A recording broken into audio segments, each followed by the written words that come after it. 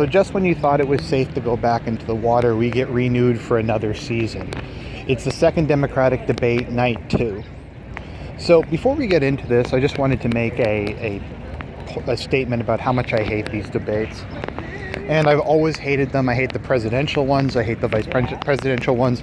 And there's 2 major reasons for this. Number 1, people don't get equal time. And I mean, that would be fine, but they pretend they do, and that's what irritates me.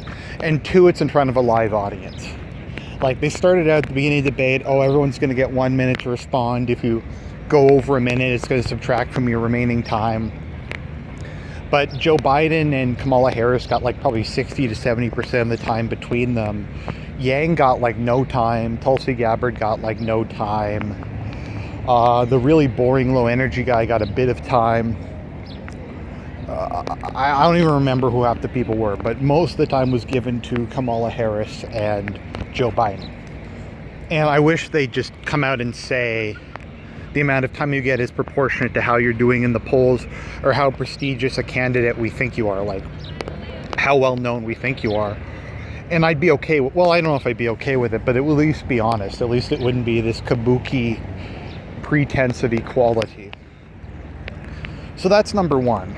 And number 2 is the audience. And I always hate the audiences. I don't think these debates should be in front of an audience, because whoever's hosting it always brings in an audience that pushes whatever political perspective they're trying to do. Be it in the presidential debates, they almost always get a Democratic audience who will shout the Republican down. I think that happened to Romney. I forget if it happened to Ryan, but they almost always bring in a Democratic audience who shouts down the Republican. And I just don't think it should be a thing. Like, if you're going to have a debate, have a debate. It shouldn't be about some random pre-selected audience who is going to, like, interrupt the flow and, like, sway the person watching it. And we had, like, repeated times where people just started yelling shit out, and they seemed completely incapable of controlling the audience. And that stuff was all really obnoxious, but for whatever reason, they decided that that was a good idea. I think it was, in this case, I think it was an anti-Biden audience they recruited, but they just interrupted a lot, and I just hate that. Once again, if we're going to have blood sports, let's have blood sports. Let's not pretend it's a civilized, fair debate. If you're not going to give people equal time, then you're going to bring in a hostile audience who's going to try and shut some of the candidates down. So that's just kind of the prelude. Now let's talk about the debate itself. So I feel compared to last night's, this debate was much less substantive. It was almost entirely people attacking Joe Biden for his record, for things he did on vice president. The issue Joe is facing is Obama is comparatively moderate compared to the people who are running now. That's partially just because when he got into government, certain things like reality just kind of showed up, be it the reality of the bureaucracy or the reality of what practically could be done and what had to be done, tied his hands. So Biden has to kind of defend some of the more pragmatic decisions Obama took, like on border security or healthcare or some of these things. And kind of pragmatism really doesn't have any place in these debates. It's about who can be the most radical and who can promise the most stuff. So by trying to defend policies that you may agree or disagree with, but that he actually implemented, is just not good for him. So he's just getting slagged by everybody. Now, I think he did a lot better last night than he did in the previous debate. In particular, I thought he got a good zing in on Castro when it's like, tell us what happened. He's like, I'm not allowed to talk about what I did during meetings. I take my professionalism seriously. I like that. I feel he defended himself more against Kamala Harris, against all the people who are attacking him. I think he did a much better job. We'll see if his candidacy is just kind of dead in the water at this point, but it was interesting. I guess kind of the biggest moment was when Tulsi Gabbard and some of the other people started attacking Kamala Harris. Now, the funny thing about Kamala Harris is, from my understanding, I don't think she's even really black. I think she's half mulatto and half Indian. And from what people have told me, she wears makeup or does stuff to try to make herself look more African American. But if you look up her younger sister just looks Indian. So she's kind of a fraud from that standpoint. The other thing that's kind of a fraud about her is how she's like SJW now.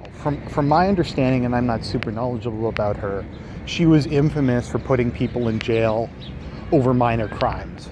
Particularly, she was kind of infamous for putting lots of people in jail over marijuana, particularly minorities, and for just being very ruthless and brutal as a prosecutor, and for just kind of completely running away from that and pretending none of it happened, and that pissed a lot of people off.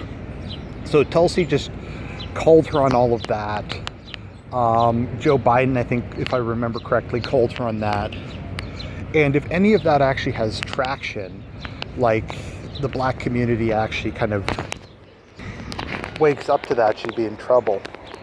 From my understanding of what people have told me, Joe Biden is leading in the black community at the moment, so Kamala really wants to take it from him. But if you can make this whole, she put brothers in jail, she's a cop, she's a pig, she's law enforcement stick, I think they can probably knock her out. And as her and Biden are, to me, my mind, at least the kind of the front runners, along with Bernie, I don't know. I still think Bernie probably has the best shot. Too many people are just attacking Biden. Bernie got attacked a fair amount, but Bernie's much more of a firebrand, and he's much more willing to just yell back. I mean, Bernie is senile and crazy. I don't say that because of his ideas. I mean, just the way he acts, and just yelling and arm waving and shit. But he at least is high energy. Biden is low energy. Most of the candidates are low energy. Tulsi, they didn't let talk. She didn't really say very much, but she did take down Kamala. And if it means that that Kamala won't get into the White House because of that, I think we can safely say good job, Mommy GF. Then we also have Andrew Yang Gang, who I think did pretty well. He made it one of, to me, the other more memorable points of the evening, where he said immigration isn't just about crappy people from the third world. It's also about educated people, which, I mean, I've talked about this in the past, the brain drain, and how it's really bad for third world countries. How point systems are bad for third world countries. They're better for the country that receives the immigrants, at least to a certain extent, but they're very, very bad for the third world. So I think he's talking about implementing something like the Canadian credit system. Sorry, the Canadian point system, not credit system. But he keeps talking about his freedom dividend, and I'll give him credit. He's one of the few people who actually has real policy plans. Almost cartoonishly so, but he's a guy who has actual ideas. Half the debate was just people yelling at each other about whose healthcare plan was better. I couldn't even tell what anyone's healthcare plan was. I think someone in the comments said you should have done your research before this, and I'm like, but that's kind of irrelevant. The debate is for them to convince, well, I'm Canadian, but to convince the person watching that they have the best idea. And if they can't they can't explain any aspect of their plan, I think that's on them. It's just, they can't even explain they just yell about it. This plan does this plan does that, this plan's fake, this plan's true. It's just he said, she said. There's zero substance to it. So overall, I think Biden did the best relative to how bad his position was and how much people attacked him. I think Kamala probably did the worst. This could potentially be a knockout if any of that stuff about her being a cop and just starts to gain traction. If I was Biden, I'd be pushing that stuff really, really aggressively. Anyways, guys, those are my thoughts on the matter, and I'll talk to you later. This is Argent. We must ascend.